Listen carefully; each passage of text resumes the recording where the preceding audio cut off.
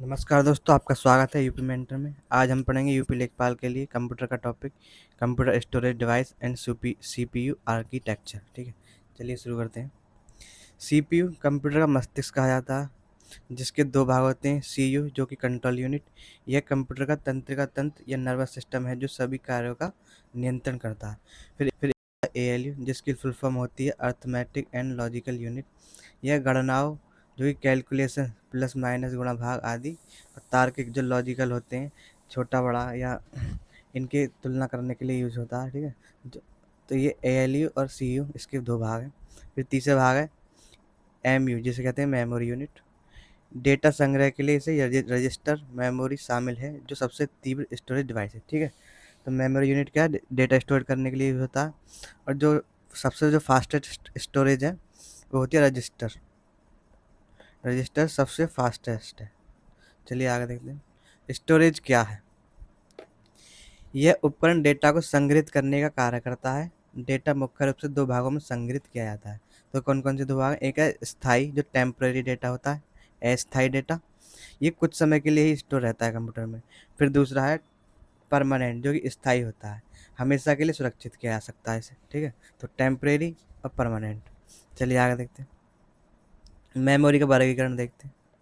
जो मेमोरी है स्टोरेज हम उसे दो भागों में बांटते हैं। एक होती है प्राइमरी जिसे मेन मेमोरी कहते हैं, प्राथमिक मेमोरी। फिर होती है सेकेंडरी मेमोरी जिसे द्वितीयक मेमोरी कहा जाता है। तो प्राइमरी मेमोरी में आती है हमारी रोम और रैम, और सेकेंडरी मेमोरी जिसे हम डायरेक्ट एक्सेस करते हैं और सिक्वेंशियल एक्सेस। ठीक है, चलिए आगे देखते हैं मेमोरी, प्राइमरी मेमोरी जिसे हम मेन मेमोरी कहते हैं।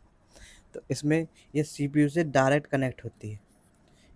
यह गति में अत्यधिक तीव्र होती है और इसकी क्षमता जो है लिमिटेड होती है। ठीक है, स्टोरेज की क्षमता लिमिटेड होती है जो प्राइमरी मेमोरी मेन मेमोरी होती है। प्राइस महंगी एक्सपेंसिव होती है। स्ट्रक्चर छोटी इकाई है जिन्हें लॉजिकल्स एंड सेल्स कहा जाता है, इनसे मिलकर बनी होती है। ठीक है, जैसे कि ये होती है चिप्स। चलिए आगे देखते हैं। सबसे पहले देखते हैं हम जो कि प्राइमरी मेमोरी का जो प्रकार है रैम, जो कि अस्थायी कार्य क्षेत्र। ठीक है, ये एक प्रकार अस्थायी जो टेम्परेरी मेमोरी जिसकी फुल फॉर्म है रैंडम एक्सेस मेमोरी। टेम्परेरी और वायलेट पावर सप्लाई कट होने पर यह लॉस्ट हो जाता है। इसका कार्य गणना करना है, केवल रीड करना नहीं। ठीक है, not to read but access. तो ये एक प्रकार की अस्थायी मेमोरी है। इसमें दो प्रकार की होती है। ये है एस रैम जिसे बोलते हैं स्टैटिक रैम, इसे रिफ्रेश करने की ज़रूरत नहीं होती। दूसरी होती है डी रैम जिसे बोलते हैं डायनेमिक रैम, इसे बार बार रिफ्रेश करने की ज़रूरत होती है। ठीक है, एस रैम को ज़रूरत नहीं होती रिफ्रेश करने की, जबकि डी रैम को रिफ्रेश करने की ज़रूरत होती है। चलिए आगे देखते हैं। अब देखते हैं रोम, जो कि एक प्रकार की स्थायी मेमोरी है, परमानेंट। इसके जो तीन प्रकार हैं, PROM programmable read only memory, दूसरा है EPROM erasable programmable read only memory, फिर है double EPROM electrically erasable programmable read only memory, इनकी फुल फॉर्म। चलिए देखते हैं क्या करें। पी रोम ऑप्टिमाइज डेटा पर कार्य करता है जिसमें हजारों डायोड्स जुड़े होते हैं। ठीक है, और ये हाई वोल्टेज होती है। फिर देखते हैं ईपी रोम, ये डेटा मिटाने के लिए परावैंगनिक किरण नहीं जो यूवी रेज होती है उनका प्रयोग करता है। फिर है डबल ईपी रोम, इलेक्ट्रिकली की सहायता से, विद्युत की सहायता से इसे मिटाया जाता है। इसकी तीव्र गति होती है और यह मुख्य रूप से रिसर्च में इस्तेमाल होती है। ठीक है, चलिए आगे देखते हैं स्प्लिट ब्रिज, कैश, बफर और स्पूलिंग। तो सीपीयू के बीच में कैश मेमोरी होती है और फिर रैम में जाता है डाटा। ठीक है, तो कैश दो एक तरह की टेम्परेरी मेमोरी होती है जिसमें थोड़ी कुछ सेकंडों के लिए डाटा रखा जाता है। कैश मेमोरी सीपीयू और रैम को जोड़ने का कार्य करती है। फिर देखते हैं बफर मेमोरी, डेटा ट्रांसफ़र की गति को ऑप्टिमाइज़ करने के लिए डेटा को बफर में जाने के लिए रैम से गुजरना पड़ता है। कहते हैं स्पॉइलिंग या सिमुलेशनरी पेरिफेरल ऑपरेशंस ऑनलाइन, ये बफर मेमोरी की तरह इस्तेमाल किए जाते हैं और कुछ समय के लिए डेटा को होल्ड करते हैं। चलिए आगे देखते हैं। फिर देखते हैं हम द्वितीयक मेमोरी जिसे हम सेकेंडरी या ऑक्सिलरी मेमोरी भी कहते हैं। इसका उद्देश्य इसे बैकअप के लिए इस्तेमाल किया जाता है। लार्ज अमाउंट में डेटा स्टोर किया जाता है इसमें, लार्ज अमाउंट। ये स्थायित्व, इससे पावर सप्लाई कट होने पर डेटा का कोई लॉस नहीं होता। विशेषता, मेन मेमोरी की तुलना में सस्ती, चीप होती है और अधिक गति में धीमी होती है, बहुत ही ज़्यादा। एक्सेस मोड, डायरेक्ट एक्सेस सीधे डिस्क में और सिक्वेंशियल एक्सेस क्रम अनुसार होता है इसमें, ठीक है, क्रम से डाटा भेजा जाता है। चलिए आगे देखते हैं। डायरेक्ट एक्सेस, मैग्नेटिक और इलेक्ट्रॉनिक। मैग्नेटिक डिस्क होती है एक इलेक्ट्रॉनिक, जिसे फ्लैश स्टोरेज कहते हैं। तो मैग्नेटिक डिस्क जैसे एचडीडी होती है हमारी हार्ड डिस्क ड्राइव। फिर देखते हैं फ्लॉपी डिस्क, जैसे बाहर से स्क्वायर शेप में प्लास्टिक कवर, अंदर से सर्कल होती है, ठीक है, ये स्क्वायर शेप में होती है प्लास्टिक की और अंदर इसमें सर्कल होता है। तो ये बाहर से जोड़ी जाती है फ्लफ मेमोरी, और एचडीडी ये कंप्यूटर के अंदर ही होती है।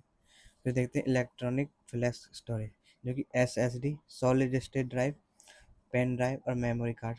चिप मल्टीमीडिया कार्ड होते हैं एक प्रकार के, जो फ़ोन और लैपटॉप में यूज किए जाते हैं मेमोरी के लिए। इन्हें एक स्थान से दूसरे स्थान तक आराम से लिया जा सकता है, जो कि फ्लैश स्टोरेज कहते हैं इन्हें। चलिए आगे बढ़ते हैं।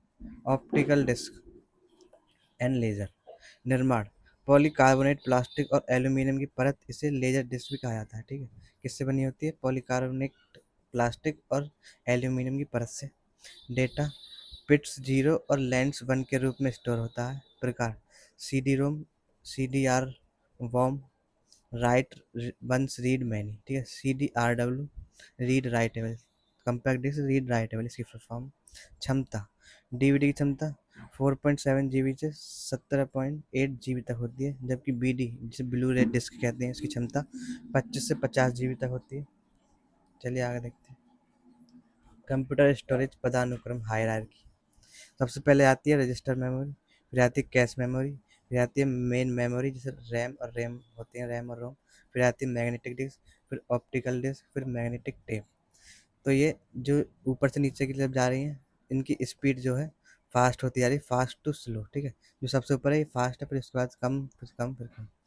और स्टोरेज की जो कैपेसिटी है वो कम होती जा रही है, ठीक है। लेस टू मोर, तो ये कम से ज़्यादा की हो जा रही है, ये सबसे कम डाटा, फिर ज़्यादा, फिर ज़्यादा, फिर सबसे ज़्यादा मैग्नेटिक टेप, ठीक है। चलिए आगे बढ़ते हैं। अब कुछ प्रैक्टिस क्वेश्चन देख लेते हैं। सीपीयू का कौन सा घटक कंप्यूटर का नर्वस सिस्टम कहलाता है? तो कौन सा कहलाता है? वो कहलाता है सीयू, कंट्रोल यूनिट, ठीक है। ये क्या कहलाता है? Nervous system.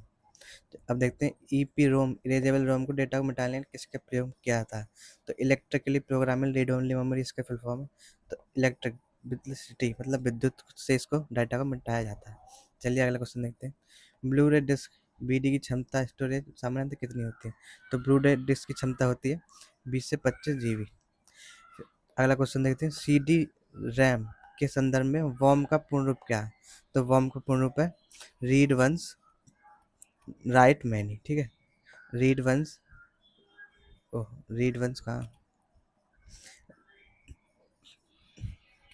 Right once read many, ठीक है। चलिए आगे बढ़ते हैं। अब देख लेते हैं इनकी ये आंसर की दी गई है।